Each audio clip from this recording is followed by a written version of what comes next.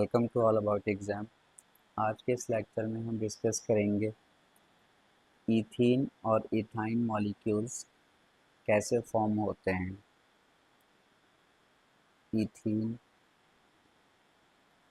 And ethyne. तो exam में इन मॉलिक्यूल्स को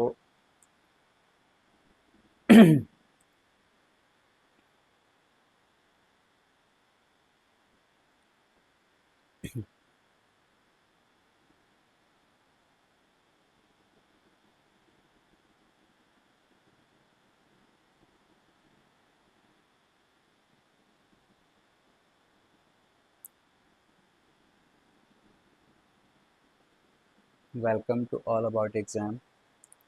आज के इस लेक्चर में केमिकल बॉन्डिंग का एक टॉपिक है ईथीन एंड इथाइन। इसका फॉर्मेशन कैसे होता है इन दोनों का, और इसमें जो कार्बन होता है उसकी हाइब्रिडाइजेशन क्या होती है और इनका स्ट्रक्चर क्या होता है, ये हमें डिस्कस करना है। तो फर्स्ट हम बात करते हैं ईथीन की, जिसका फॉर्मूला होता है C2H4। अब इसका अगर आप स्ट्रक्चर देखोगे तो ये होता है। एक्चुअली में हमें इसके स्ट्रक्चर को एक्सप्लेन करना है। ऑलरेडी जैसे हमें पता है कि ये स्ट्रक्चर है, कार्बन कार्बन के बीच में डबल बॉन्ड है और दोनों कार्बन्स के साथ दो दो हाइड्रोजन जुड़े हैं। तो इसको हम हाइब्रिडाइजेशन की हेल्प से कैसे समझाएंगे, ये है हमारा टॉपिक। तो यहाँ पे आप कार्बन को देखो, इस कार्बन ने कितने बॉन्ड बना रखे हैं, 1 2 3 4, ठीक है। लेकिन ये कार्बन कितने एटम से जुड़ा है डायरेक्टली। अब बॉन्ड नहीं पूछा है मैंने, एटम्स पूछे हैं, तब आपका आंसर होगा 1 2 एंड दिस 3। तो ये कार्बन, दिस कार्बन, ये इन 3 एटम से जुड़ा है। ऐसे ही ये कार्बन 1 2 और फिर तीसरा इसके लिए कार्बन हो जाएगा। तो हम यहाँ पे किसी एक कार्बन को समझने की कोशिश करते हैं, और डायग्राम से हमें दिख चुका है कि एक कार्बन 3 एटम से जुड़ा है, 2 हाइड्रोजन से और 1 कार्बन से। तो आप सबसे पहले कार्बन का एटॉमिक नंबर लिखो, इसका कॉन्फ़िगरेशन लिखो। इसको लिखने के बाद आप ग्राउंड स्टेट लिखो। तो ग्राउंड स्टेट में आप 2s और 2p ही लोगे, 2s 2p। अब क्या समझना है, इन इलेक्ट्रॉन्स को फिल कर दो। 2s में पूरे 2 इलेक्ट्रॉन है, 2p में 2 इलेक्ट्रॉन है। अब अगर आप स्ट्रक्चर को देखोगे इथीन के, तो आपको दिख रहा है कि ये कार्बन 3 एटम से जुड़ा है। और अब तक हम हाइब्रिडाइजेशन में इतना तो पढ़ चुके हैं कि किसी एटम को जितने एटम से जुड़ना होता है उतने उसके पास हाफ फिल्ड ऑर्बिटल होने चाहिए। याद करो, PCl5 में फास्फोरस को कितने क्लोरीन से जोड़ना था, 5 से, तो इसको कितने ऑर्बिटल्स हाफ फिल चाहिए थे, 5। SF6 में सल्फर को कितने एटम से जोड़ना था, 6 एटम से, तो इसको कितने ऑर्बिटल चाहिए थे, 6। तो सिमिलरली इस कार्बन को अगर 3 एटम से जोड़ना है तो 3 ऑर्बिटल्स हाफ फिल चाहिए इसे, और अभी सिर्फ हमें 2 दिख रहे हैं ये। तो अगेन एक्साइटेड स्टेट में आपको पता है क्या होगा कि जो इलेक्ट्रॉन है 2s का, वो 2p में यहाँ पर आ जाएगा। तो अब एक्साइटेड स्टेट के 2s में 1 इलेक्ट्रॉन, 2p में 3 इलेक्ट्रॉन्स हो गए हैं। अब फिर से दिक्कत दिक्कत क्या है, अब टोटल कितने हाफ फील्ड के ऑर्बिटल हो गए, 4। और हमें ज़रूरत है सिर्फ 3 की। क्यों? क्योंकि कार्बन जो है वो 3 एटम से जुड़ा है। तो कोई बात नहीं, जितने की हमें ज़रूरत है हम उतने का हाइब्रिडाइजेशन करेंगे। मतलब अगर मुझे 3 एटम्स की ज़रूरत है तो मैं 1 s और 2 p का हाइब्रिडाइजेशन करूँगा। ध्यान से समझो, 1 s और 2 p। इसे क्यों छोड़ा? क्योंकि मुझे इसकी ज़रूरत नहीं है अभी। कार्बन को 3 एटम से जोड़ना था, इस कार्बन की, एक कार्बन की ही मैं बात कर रहा हूँ, और 3 एटम से जोड़ने के लिए 3 ऑर्बिटल्स चाहिए, ठीक है। तो अब ये जो 3 ऑर्बिटल्स हैं ये हो जाएंगे sp2 हाइब्रिडाइजेशन। तो sp2 में आप शेप कैसे बनाते हो बच्चे, 1 2 3, ऐसे तो बनाते हो ट्राइंगल के फॉर्म में। तो फिर इसका क्या होगा, जिसका हाइब्रिडाइजेशन नहीं हुआ है, यही तो इम्पॉर्टेंट है यहाँ पे। इसका होगा ये कि ये, क्योंकि हाइब्रिडाइजेशन में नहीं इन्वॉल्व हुआ है, तो ये पूरा बनाया जाएगा ऊपर से नीचे तक। p ऑर्बिटल ऐसे ही तो होते हैं, हाइब्रिडाइजेशन के बाद उनका पार्ट छोटा हो जाता है, लेकिन इसका तो हाइब्रिडेशन हुआ नहीं, तो ये पूरा ऐसे ही बनाया जाएगा। अब आप इसमें इलेक्ट्रॉन भर लो, 1 2 3, और एक इसमें भी होगा, क्योंकि ये पूरा आपका यहाँ से यहाँ तक एक ही है, तो इलेक्ट्रॉन मैंने ऊपर वाले में फिल कर दिया। ये हो गई बात कार्बन की। ऐसे ही सिमिलर केस होगा दूसरे कार्बन का, ठीक है, उसका भी सब कुछ हाइब्रिडेशन यही आएगा निकल के। क्यों, देखो आप, इस कार्बन को भी 1 2 3 एटम से जुड़ना है, तो सेम हाइब्रिडेशन होगी, तो इसका भी शेप ऐसे ही बनकर आएगा ऑर्बिटल्स का, sp2 हाइब्रिडेशन होगी तो 1 2 एंड दिस 3, ठीक है। फिर इसका भी एक बचेगा जिसका हाइब्रिडेशन नहीं होगा, तो आप उसे ऊपर से नीचे तक दिखा दोगे ऐसे, इसमें इलेक्ट्रॉन दिखा दो 1 2, और इस देखो एक कार्बन के जो ऑर्बिटल था जिसका हाइब्रिडेशन नहीं हुआ था, उसमें इलेक्ट्रॉन आपने ऊपर की तरफ दिखाया, इसमें नीचे की तरफ दिखा दो। इससे सही ये रहता है कि अभी जब हम कॉम्बिनेशन कराएंगे तो पता चलेगा आपको। अब देखो इसमें एक इलेक्ट्रॉन था इस कार्बन का, अब इधर भी एक इलेक्ट्रॉन है, तो यहाँ पे तो बॉन्ड बन गया, और ऐसा बॉन्ड जो बनता है सामने सामने से, आपको पता है इसे सिग्मा बॉन्ड कहेंगे। क्या कहेंगे बच्चे, सिग्मा। फिर यहाँ पे एक हाइड्रोजन आके जुड़ जाएगा, यहाँ पे एक हाइड्रोजन आके जुड़ जाएगा, यहाँ पे एक हाइड्रोजन, और यहाँ पे एक हाइड्रोजन, ये हो गया, ठीक है। तो अब तक आप समझ सकते हो कि कार्बन कार्बन आपस में भी जुड़ चुके हैं, और इनके साथ हाइड्रोजन भी जुड़ चुके हैं इधर। लेकिन अब देखो सबसे इम्पॉर्टेंट चीज़, ये ऑर्बिटल एक कार्बन का और ये ऑर्बिटल दूसरे कार्बन का बिल्कुल वर्टिकल है। वर्टिकल है तो ये साइडवेज ओवरलैपिंग करेंगे, इतना पार्ट इसके पार्ट को टच करने के लिए आएगा। और ऐसी ओवरलैपिंग जो होती है ऊपर और नीचे साइडवेज वाली, इससे दो बार ओवरलैपिंग होती है, ऊपर की तरफ और नीचे की तरफ, तब जाके बच्चे बनता है आपको एक पाई बॉन्ड। तो ये सिग्मा बॉन्ड और ये दो ओवरलैपिंग से एक पूरा पाई बॉन्ड, तो सिग्मा पाई, ये सिग्मा सिग्मा सिग्मा सिग्मा। तो इस तरीके से आपको एग्जाम में बना के दिखाना होगा, ठीक है। तो ये आपका कंप्लीट हो जाएगा किसका, इथीन का स्ट्रक्चर। अब ऐसे ही आप इथाइन को भी समझ लो। इथाइन का बच्चे फॉर्मूला होता है C2H2, ठीक है। तो इसका स्ट्रक्चर जब बनाओगे तो कार्बन कार्बन के बीच में बच्चे ट्रिपल बॉन्ड होगा और दो हाइड्रोजन होंगे।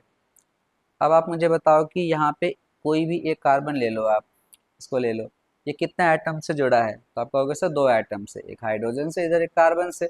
सिमिलरली ये कार्बन भी कितने एटम से जुड़ा है, एक हाइड्रोजन से एक कार्बन से।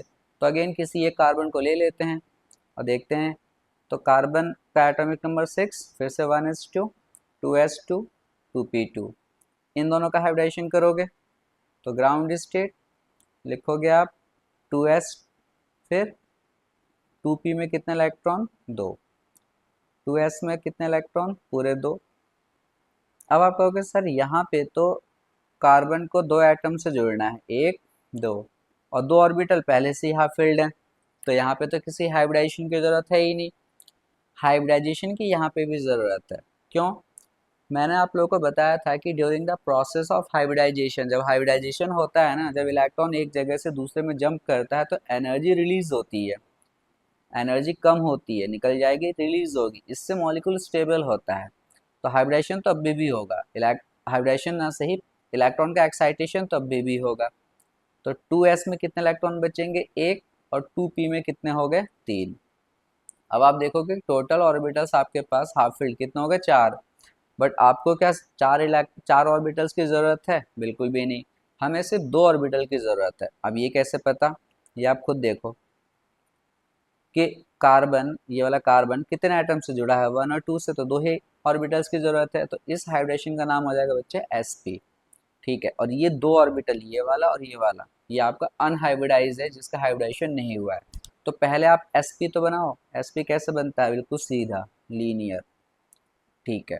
ये कार्बन है, इसका sp ऑर्बिटल हो गया, दोनों में एक एक इलेक्ट्रॉन है। अब ध्यान से देखो इनका क्या होगा, इनका तो हाइब्रिडेशन हुआ नहीं, और ये है px और py वाले जो कि वर्टिकल बनाए जाते हैं। तो देखो मैं कैसे बनाने जा रहा हूँ, मैं एक को ऐसे बना लेता हूँ, ठीक है, और एक को थोड़ा तिरछा बना लो ऐसे। अब समझ लो ये तो आपका हाइब्रिडाइज ऑर्बिटल था sp वाला, कौन सा वाला, sp, और दो p के अभी भी बचे थे जिसे मैंने कहा कि उसे px और py मान लो। तो देखो ऐसे समझो, ये हो गया आपका एक ग्रीन से जो दिखा रहा हूँ एक p, इसे px मान लो, और ये दूसरा वाला ग्रीन से जो दिखा रहा हूँ ये आपका कौन सा हो गया, py। तो इलेक्ट्रॉन तो देखो इसमें भी है ना, तो इनके इलेक्ट्रॉन्स भी अब फिल कर देते हैं, ठीक है, इनके इलेक्ट्रॉन्स भी फिल कर देते हैं, 1 2 दोनों ऊपर की तरफ दिखा दो।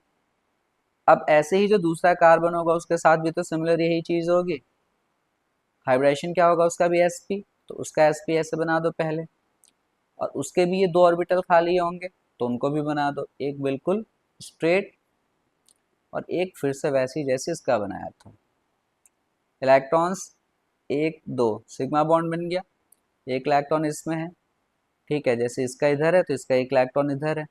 अब जैसे ये 2 इलेक्ट्रॉन ये वाले यहाँ पे दिखाए थे दूसरे कार्बन का, इसके भी 2 इलेक्ट्रॉन्स होंगे, उनको आप नीचे दिखा दो, ठीक है, ऊपर दिखा दोगे तो भी कोई फर्क नहीं पड़ेगा, मुझे ऐसे ही आदत है। अब आप देखो ये अगर px है तो इसका ये px है, ये भी px, और फिर ये सीधा वाला क्या है py।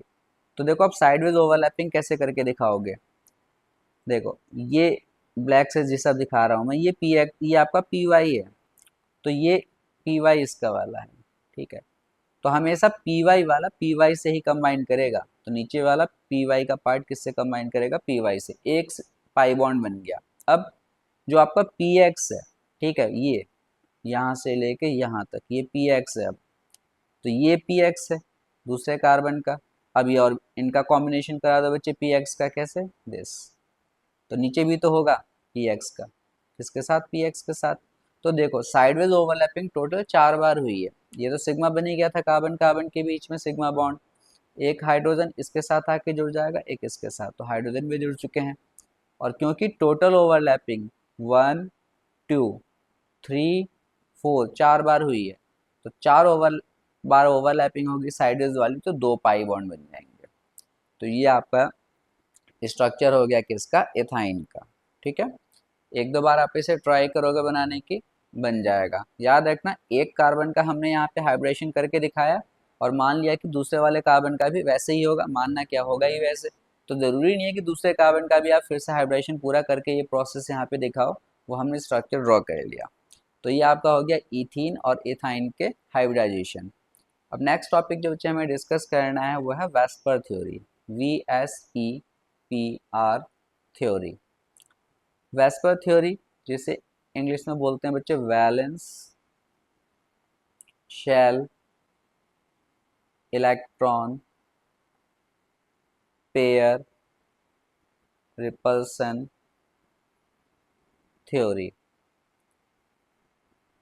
इस थ्योरी में क्या कहा गया है, इस थ्योरी में कहा गया है कि कोई भी मॉलिक्यूल ले लो आप, कोई भी मॉलिक्यूल या कोई भी कंपाउंड, उसमें जो सेंट्रल एटम होता है बच्चे, कौन सा एटम, सेंट्रल एटम। जैसे अमोनिया ले लो आप, तो अमोनिया में सेंट्रल एटम कौन है, नाइट्रोजन। तो जो सेंट्रल एटम होता है उसके चारों तरफ 2 टाइप के इलेक्ट्रॉन्स होते हैं, 2 टाइप्स के इलेक्ट्रॉन पेयर होते हैं, मतलब उसके चारों तरफ 2 टाइप के इलेक्ट्रॉन के जोड़े होते हैं। अब ये 2 टाइप के इलेक्ट्रॉन के पेयर्स क्या होंगे, एक को आप बोलते हो बॉन्ड पेयर BP, और एक को बोलते हो लोन पेयर। जो इलेक्ट्रॉन बच जाते हैं और जोड़े में होते हैं उनको हम क्या कहते हैं, लोन पेयर, और जो इलेक्ट्रॉन बॉन्ड में होते हैं उनको हम कहते हैं बॉन्ड पेयर, ठीक है। तो पहला पॉइंट तो ये बोला इस थ्योरी ने। उसके बाद इन्होंने इस थ्योरी में ये कहा गया कि ये जो इलेक्ट्रॉन के पेयर होते हैं ना, ये जो इलेक्ट्रॉन के पेयर हैं, चाहे वो बॉन्ड पेयर हो, ठीक है, तो इलेक्ट्रॉन पेयर जो होते हैं एक दूसरे को रिपेल करते हैं, electron pair repel each other, मतलब एक दूसरे को प्रतिकर्षण देते हैं। अब प्रतिकर्षण देंगे, रिपेल करेंगे तो एक दूसरे से दूर दूर होना चाहेंगे, ठीक है। अब इलेक्ट्रॉन पेयर का जो रिपल्सन होगा उसका भी एक ट्रेंड है, एक तरीका है, क्या है कि सबसे ज़्यादा लोन पेयर को रिपेल करता है, क्योंकि लोन पेयर वाले खाली होते हैं, बॉन्ड तो बनाया नहीं उन्होंने, तो एक दूसरे को रिपेल ही करेंगे, तो सबसे स्ट्रॉन्ग रिपल्सन होता है लोन पेयर का, फिर लोन पेयर फिर बॉन्ड पेयर वाले को भी रिपेल करता है, ठीक है। उसके बाद बॉन्ड पेयर वाले बॉन्ड पेयर को भी रिपेल करते हैं, लेकिन बॉन्ड पेयर और बॉन्ड पेयर का जो रिपल्सन होता है ना, वो सबसे वीक होता है। सबसे ज़्यादा रिपल्सन लोन पेयर का, फिर लोन पेयर बॉन्ड पेयर का, और सबसे कम बॉन्ड पेयर का। ये सेकंड पॉइंट है। थर्ड पॉइंट में क्या होगा, इन रिपल्सन की वजह से, ड्यू टू रिपल्सन, ये जो भी रिपल्सन हो रहा है due to repulsion, structure of molecule will different from normal structure. Normal structure मतलब क्या हुआ, अगर किसी मॉलिक्यूल में ये वेस्पर थ्योरी का टॉपिक आ रहा है या ये कॉन्सेप्ट आ रहा है, lone pair lone pair lone pair bond pair या बॉन्ड पेयर एक दूसरे को रिपेल कर रहे हैं, तो क्या होगा उसमें, उस मॉलिक्यूल का जो भी स्ट्रक्चर होता है ना नॉर्मल, उससे स्ट्रक्चर थोड़ा सा अलग हो जाएगा। अलग होने का मतलब एंगल थोड़ा चेंज हो जाएगा। अब एंगल चेंज होगा तो मॉलिक्यूल का शेप भी थोड़ा चेंज होगा। तो अब इसको हम जरा देखते हैं with the help of example. दोबारा से समझ लेते हैं इस थ्योरी का क्या कहना है कि जो सेंट्रल एटम होता है उसके चारों तरफ उसके सराउंडिंग में दो टाइप के इलेक्ट्रॉन पेयर होते हैं। एक को हम बॉन्ड पेयर कहते हैं, एक को लोन पेयर। सेकंड पॉइंट में कहा गया कि ये जो इलेक्ट्रॉन पेयर्स हैं एक दूसरे को रिपेल करते हैं और ये रिपल्सन का ट्रेंड है। लोन पेयर सबसे स्ट्रॉन्ग, फिर लोन पेयर बॉन्ड पेयर और आखिरी में बॉन्ड पेयर बॉन्ड पेयर। फिर कहा गया कि इन रिपल्शन की वजह से जो भी मॉलिक्यूल होगा उसका स्ट्रक्चर थोड़ा सा चेंज हो जाएगा या कुल मिला के उसमें एंगल चेंज आएगा। एंगल विल चेंज, स्ट्रक्चर भी चेंज होगा और एंगल विल चेंज।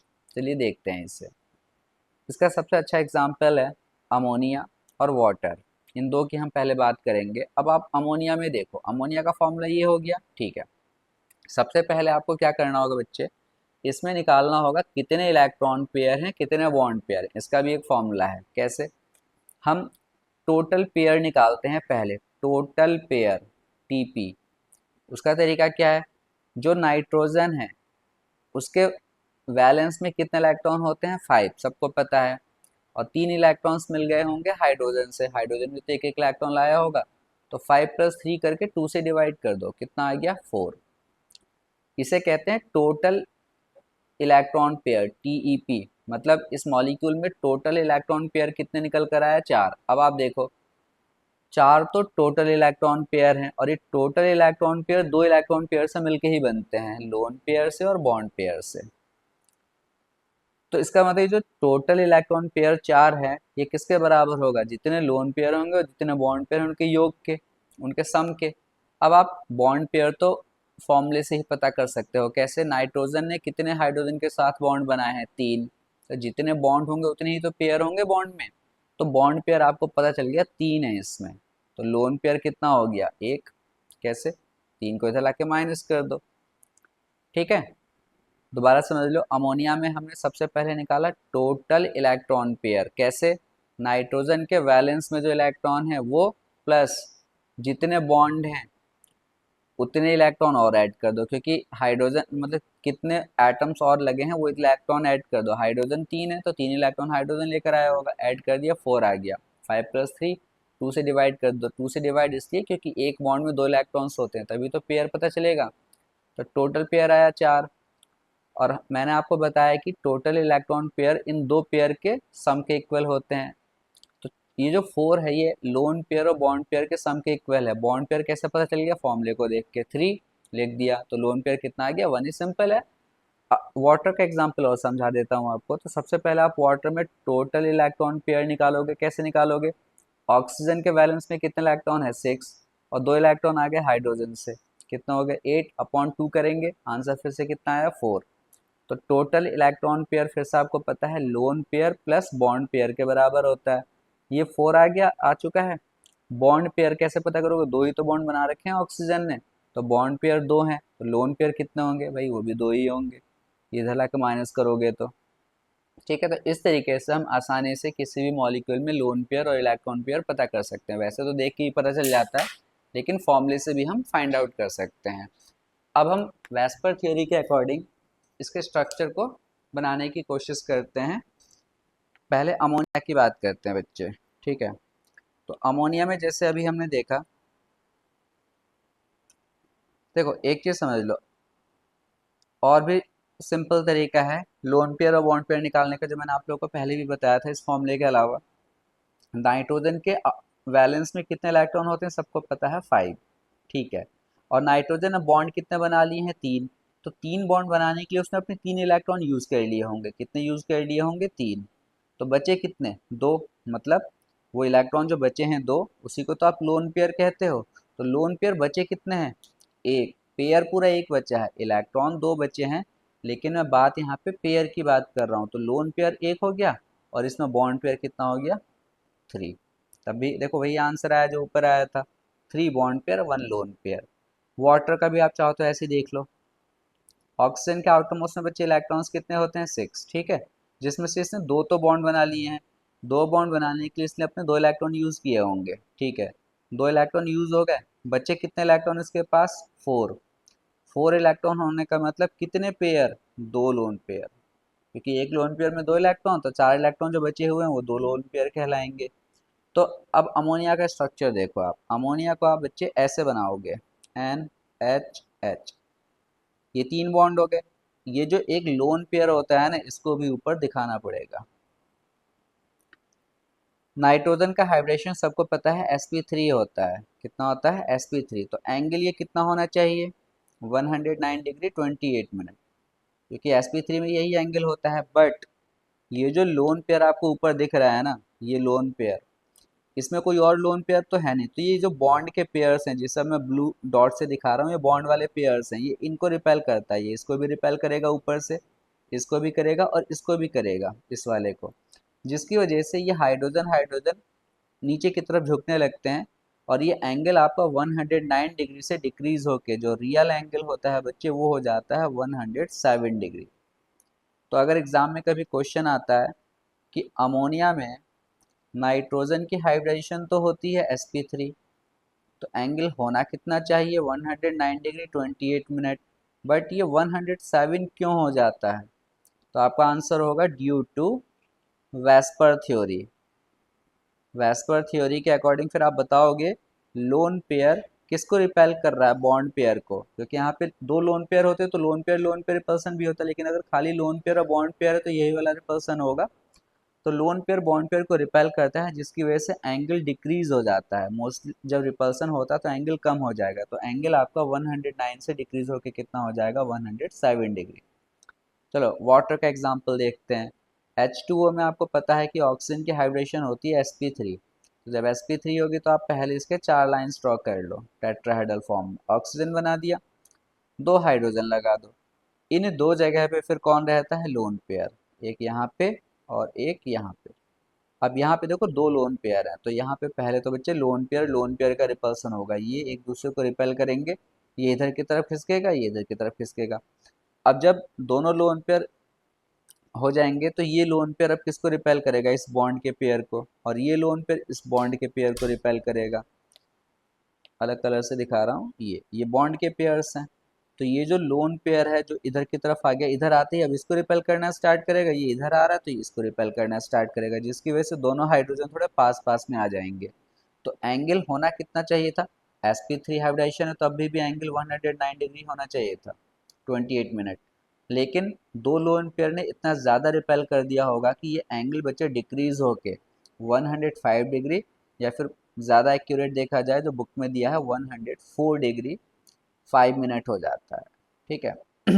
तो ये देखा गया है कि किसी मॉलिक्यूल में एक लोन पेयर अगर होता है तो वो 2 डिग्री या 2.5 डिग्री 2.5 डिग्री एंगल को कम कर देता है। तभी आप देखोगे अमोनिया में एक ही लोन पेयर था तो एंगल 109 डिग्री से 160 डिग्री हो गया, 2 डिग्री कम हो गया। वाटर मॉलिक्यूल में कितने लोन पेयर थे, 2, तो एक लोन पेयर अगर 2 डिग्री एंगल कम करेगा तो 2 लोन पेयर कितने डिग्री एंगल कम करेंगे, 4, इसीलिए एंगल 109 डिग्री जो होना चाहिए था उससे कम होकर 105 या 104.5 हो जाता है।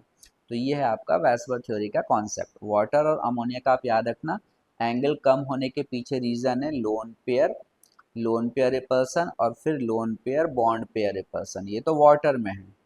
लेकिन अमोनिया में कौन सा रिपल्सन है, वहाँ पे लोन पेयर और बॉन्ड पेयर का है, क्योंकि वहाँ पे एक ही लोन पेयर है। वाटर में 2 लोन पेयर हैं तो पहले खुद का रिपल्सन, फिर लोन पेयर ने किसको रिपेल किया, बॉन्ड पेयर को। तो ये है आपका वेस्पर थ्योरी। नेक्स्ट लेक्चर में हम डिस्कस करेंगे MOT मॉलिक्यूलर ऑर्बिटल थ्योरी।